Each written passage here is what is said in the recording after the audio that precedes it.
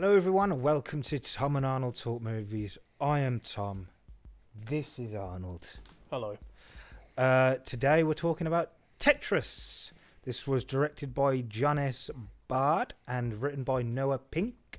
Based on a true story, the film follows Hank Rogers, played by Taron Egerton, as he faces many obstacles, including the Soviet Union, to secure the rights to what would become one of the most successful games of all time, Tetris. So Arnold, what did you think of Tetris?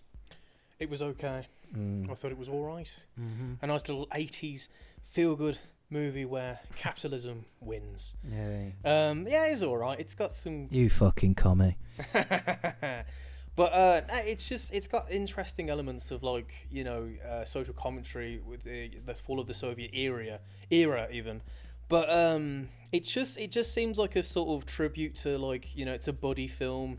It's about this business entrepreneur and this guy who made Tetris, and it feels very like it seems like a very sort of generic 80s, but it's got sort of elements you can tell that are obviously like fiction just for the sake of a film.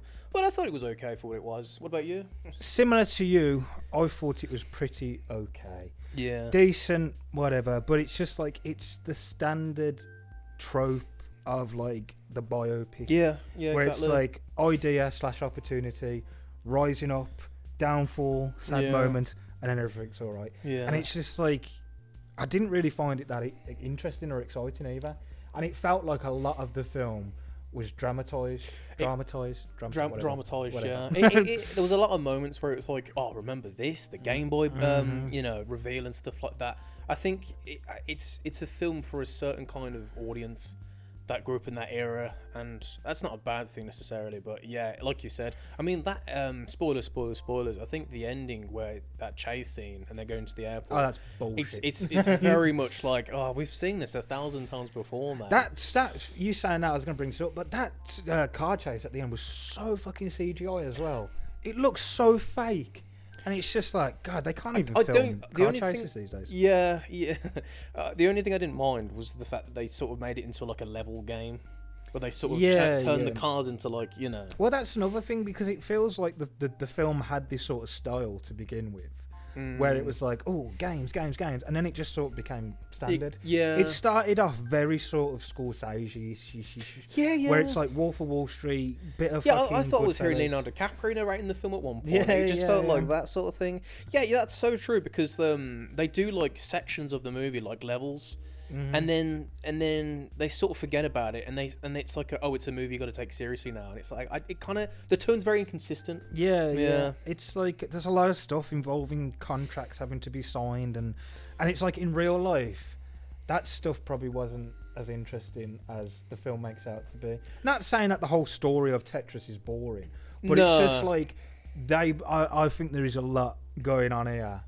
Which is like, we need, how do we make signing contracts exciting? It's like the villain, Valentin, I think that's what he's called. Like, there wasn't no such thing as him in the film. I mean, but I don't really think it's a bad thing. You kind of have to have that anyway. Yeah, I don't. If it was just the what are they called? The family, the Maxwells, I think they're called. Yeah, I don't. If it was just them, I think it would have had no sort of interesting momentum to sort of push the film forward. But yeah. Just whatever, really. Wank.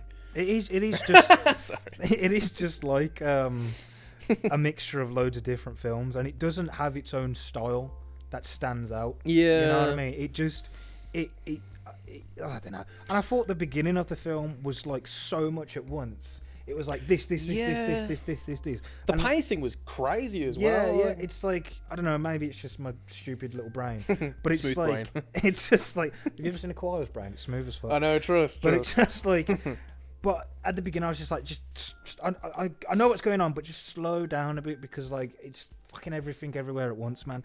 And it's just like, fuck me, just too many info dumps. Just slow down, It's like, it starts with this frantic fucking pace. And if the film would have continued like that, I probably would have been like, oh, I'm settled into it now. But it was just that beginning.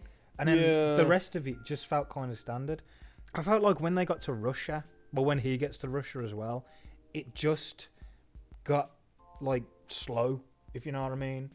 and that's where I think all the fucking dramatization comes from. Yeah. Is that like, yeah, it's a fucking shit film. It's just I'm pretty sure because I read upon it. Like he was only there for a couple of days, and like the way the film kind of makes it drag out seemed like it goes on forever. So that's a good point you make actually. I did enjoy the Game Boy reveal scene though.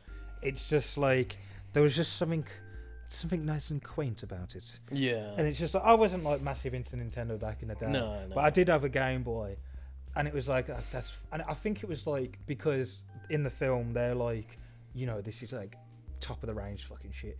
And it's like nowadays, it's like you think of like, well, the PS Vita's old as fuck, but you think of the Wii and the Wii U, and it's just like, God, how things back in the day used to feel like this is like the best graphics, and now it's like it's crap. Oh yeah, definitely. But it's just something I really loved about that scene. But apart from that sort of scene, the rest of it, it didn't really grab me.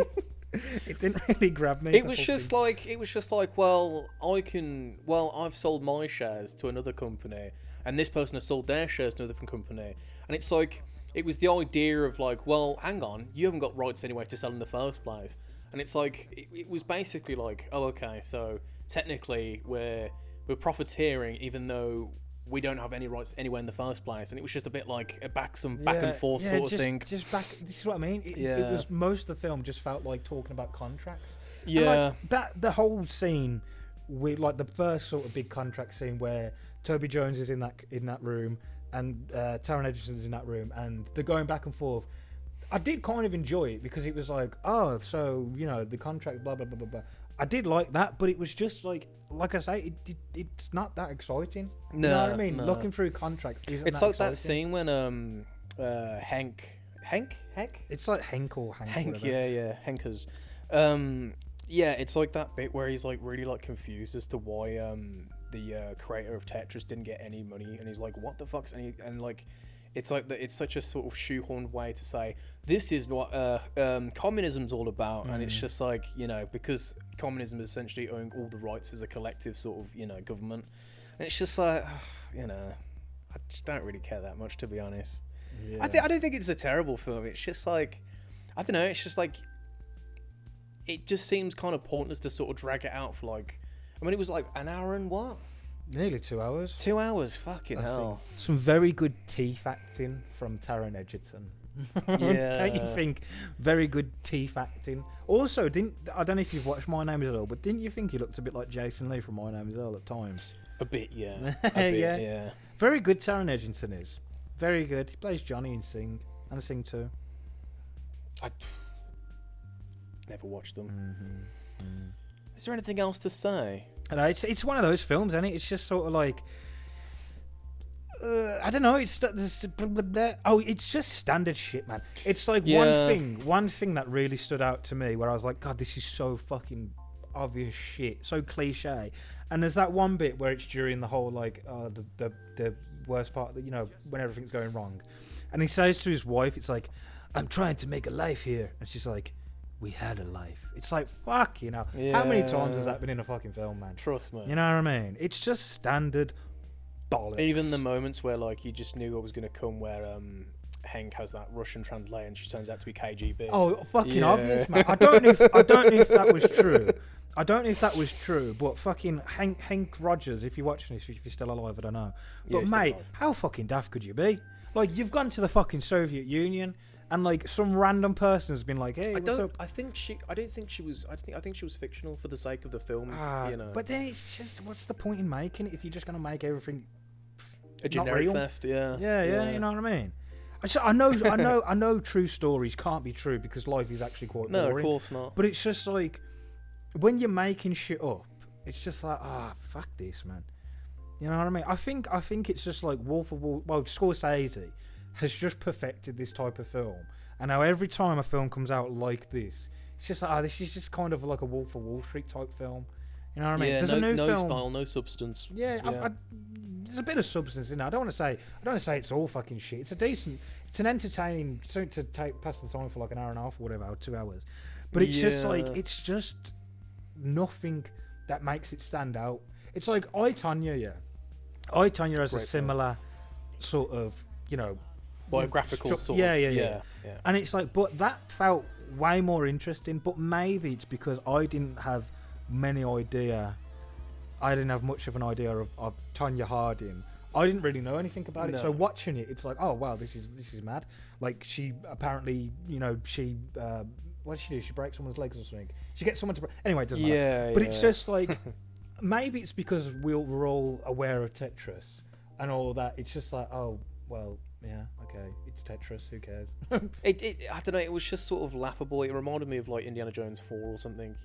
The Russians are like this sort of mustache twirling baddies, and Although you say that, I mean that one guy is very sort of like typical Russian villain, but then you get the other guy, who's like that other guy is like a proper fucking communist, where he's like, because he gives them, I can't remember what fucking happens now, but he like gives him a letter of intent or something, and he's like, yo, keep this, and fucking in a week's time, give me the money or whatever, and you'll get Tetris, and it's just like, yeah, I mean that was something, but whatever, you know what I mean? Just whatever.